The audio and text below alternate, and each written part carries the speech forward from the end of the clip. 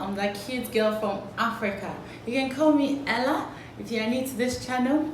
Hi, please subscribe if you are old. Welcome back to my channel. Thanks for always supporting me, guys. So as you can see from the title, today I'm showing you guys an easy way to study the Bible. I can really relate to how you would want to really read your Bible and stick to a particular Bible study plan, but then you don't know where to start from because it can get really overwhelming.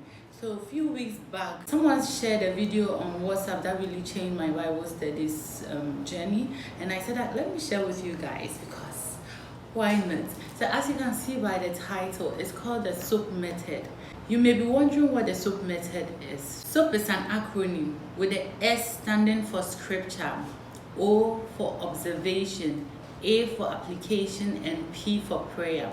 So I want to use my most recent Bible studies to demonstrate this to you guys. S is scripture, as already mentioned. So with scripture, what you do is you take any book in the Bible, let's say Romans, that's what I'm on, so let's use Romans. So you take Romans, and then for a particular Bible reading section, let's say in the morning or in the evening or for a day, you read a chapter.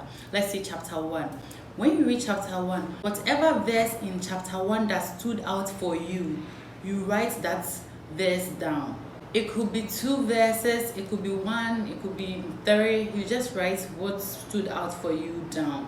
And then you come to observation. Observation is what you observed in the verse that you just wrote down. So maybe in this verse, this and that happened, and this is what you observed in it. You write whatever you observed down. Then we come to A, application. So with application, you apply the verse. How does this verse applies to you? How it applies to you, you write it down as well. And P is prayer. Based on this verse, what is it that you would want to ask God for concerning this particular verse that you wrote? So now to our demonstration, I would want to use Romans chapter 4.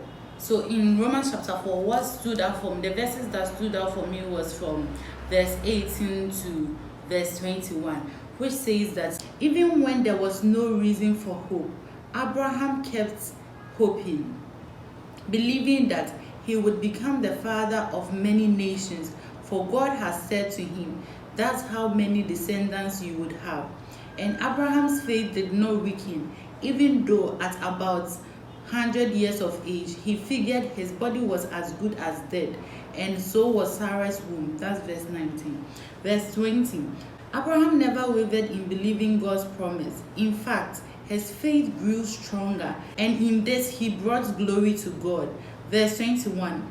He was fully convinced that God is able to do whatever he promises. So these are the verses that stood out for me. So for observation, I wrote down what I observed in the verse, that the verse was analyzing Abraham's faith in God, first of all, and in the promises of God. And that Abraham actually knew the realities of his situation.